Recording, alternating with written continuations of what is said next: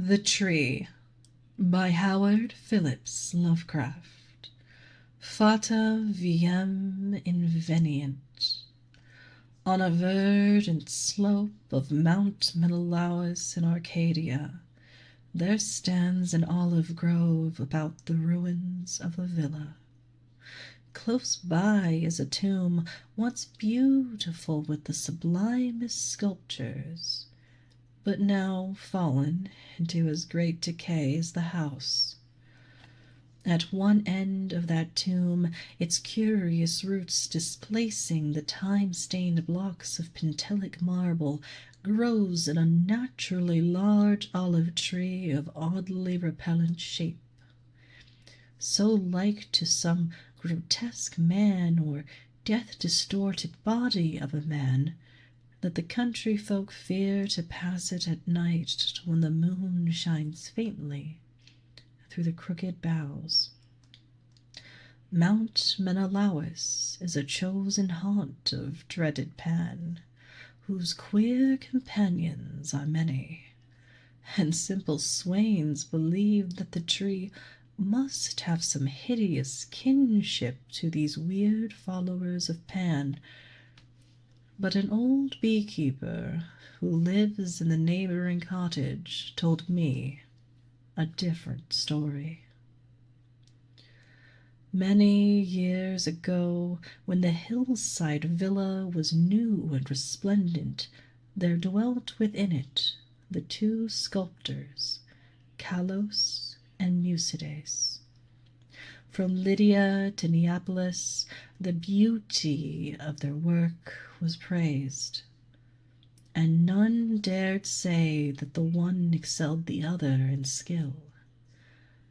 The Hermes of Callos stood in a marble shrine in Corinth, and the palace of Musides surmounted a pillar in Athens, near the Parthenon. All men paid homage to Callos and Musides, and marveled that no shadow of artistic jealousy cooled the warmth of their brotherly friendship. But though Callos and Musides dwelt in unbroken harmony, their natures were not alike.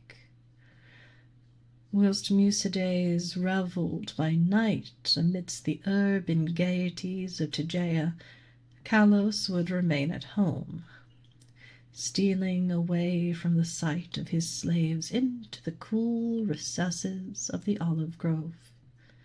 There he would meditate upon the visions that filled his mind, and there devise the forms of beauty which later became immortal in breathing marble.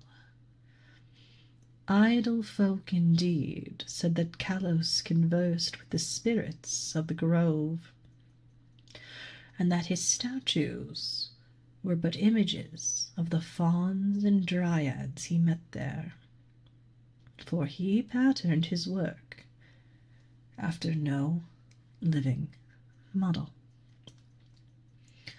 So famous were Callos and Musides that none wondered when the tyrant of Syracuse sent to them deputies to speak of the costly statue of Tyche which he had planned for his city.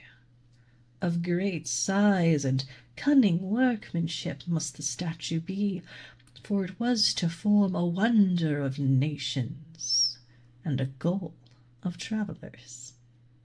Exalted beyond thought would be he whose work should gain acceptance, and for this honor Callos and Musides were invited to compete. Their brotherly love was well known, and the crafty tyrant surmised that each, instead of concealing his work from the other, would offer aid and advice. This charity producing two images of unheard-of beauty, the lovelier of which would eclipse even the dreams of poets. With joy The sculptors hailed the tyrant's offer, so that in the days that followed their slaves heard the ceaseless blows of chisels. Not from each other did Callos and Musides conceal their work, but the sight was for them alone. Saving theirs, no eyes beheld the two divine figures released by skillful blows from the rough blocks that had imprisoned them since the world began. At night, as of yore, Musides sought the banquet halls of Tegea, whilst Callos wandered alone in the olive grove.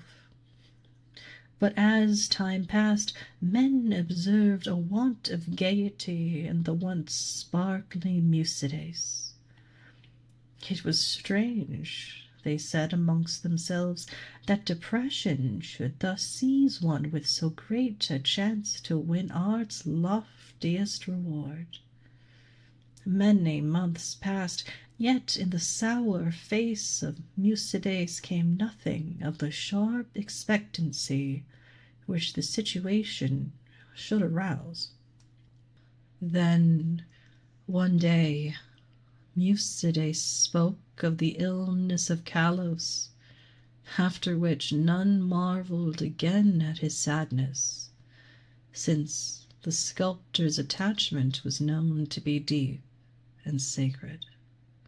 Subsequently, many went to visit Callos, and indeed noticed the pallor of his face, but there was about him a happy serenity which made his glance more magical than the glance of Musides, who was clearly distracted with anxiety, and who pushed aside all the slaves in his eagerness to feed and wait upon his friend with his own hands. Hidden behind heavy curtains stood the two unfinished figures of Tyche, little touched of late by the sick man and his faithful attendant. As Callos grew inexplicably weaker and weaker, despite the ministrations of puzzled physicians and of his assiduous friend, he desired to be carried often to the grove which he so loved.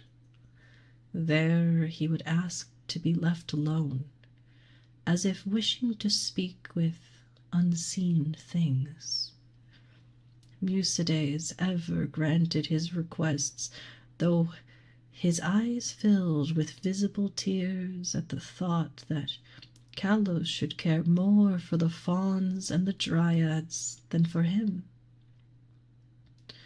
At last the end drew near, and Callos discoursed of things beyond this life. Musides, weeping, promised him a sepulchre more lovely than the tomb of Mausolus, but Callos bade him speak no more of marble glories. Only one wish now haunted the mind of the dying man, that twigs from certain olive trees in the grove be buried by his resting place, close to his head. And one night, sitting alone in the darkness of the olive grove, Callos died. Beautiful beyond words was the marble sepulchre which stricken Musides carved for his beloved friend. None but Callos himself could have fashioned such bas-reliefs, wherein were displayed all the splendors of Elysium. Nor did Musides fail to bury close to Callos's head the olive twigs from the grove. As the first violence of Musides' grief gave place to resignation, he labored with diligence upon his figure of Tyche. All honor was now his, since the tyrant of Syracuse would have the work of none save him or Callos. His task proved a vent for his emotion, and he toiled more steadily each day, shunning the gaieties he once had relished.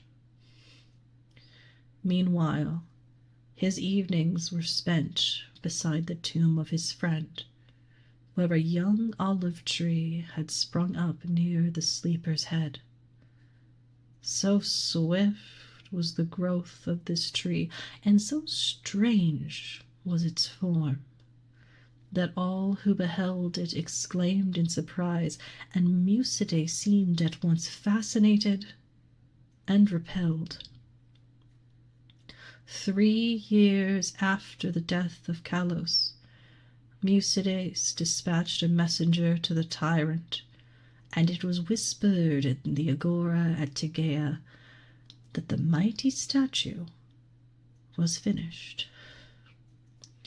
By this time, the tree by the tomb had attained amazing proportions, exceeding all other trees of its kind, and sending out a singularly heavy branch above the apartment in which Mucidae labored.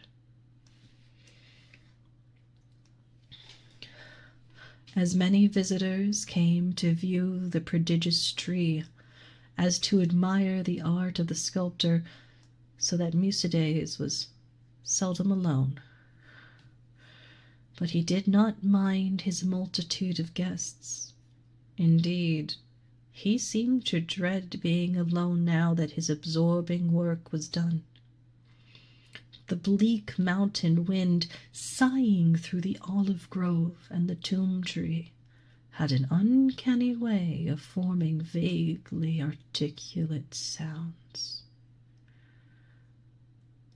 The sky was dark on the evening that the tyrant's emissaries came to Tegea. It was definitely known that they had come to bear away the great image of Tyche and bring eternal honor to Mucidae. So their reception by the proxenoi was of great warmth. As the night wore on, a violent storm of wind broke over the crest of Menelaus, and the men from far Syracuse were glad that they rested snugly in the town. They talked of their illustrious tyrant, and of the splendor of his capital, and exulted in the glory of the statue which Mucidae had wrought for him. And then the men of Tegea spoke of the goodness of Mucidae, and of his heavy grief for his friend, and how not even the coming laurels of art could console him in the absence of Callos, who might have worn those laurels instead. Of the tree which grew by the tomb near the head of Callos, they also spoke. The wind shrieked more horribly, and both the Syracusans and the Arcadians prayed to Aeolus. In the sunshine of the morning, the proxenoi led the tyrant's messengers up the slope to the abode of the sculptor, but the night wind had done strange things. Slaves' cries ascended from a scene of desolation, and no more amidst the olive grove rose the gleaming colonnades of that vast hall, wherein Mucidae had dreamed and toiled. Lone and shaken mourned the humble courts and the lower walls, for upon the sumptuous greater peristyle had fallen squarely the heavy, overhanging bough of the strange new tree, reducing the stately poem in marble with odd completeness to a mound of unsightly ruins. Strangers and Tegeans stood aghast, looking from the wreckage to the great, sinister tree whose aspect was so weirdly human, and whose roots reached so queerly into the sculptured sepulchre of Callos. and their fear and dismay increased when they searched the fallen apartment, for of the gentle Musides and of the marvelously fashioned image of Tyche no trace could be discovered. Amidst such stupendous ruin only Chaos dwelt, and the representatives of two cities left disappointed. Syracusans that they had no statue to bear home, Tychians that they had no artist to crown. However, the Syracusans obtained after a while a very splendid statue in Athens, and the Tychians consoled themselves by erecting in the agora a marble temple commemorating the gifts, virtues, and brotherly piety of Musides. But the olive grove still stands, as does the tree growing out of the tomb of Callos. And the old beekeeper told me that sometimes the boughs whisper to one another in the night wind, saying over and over, "Oida, Oida, I know, I know."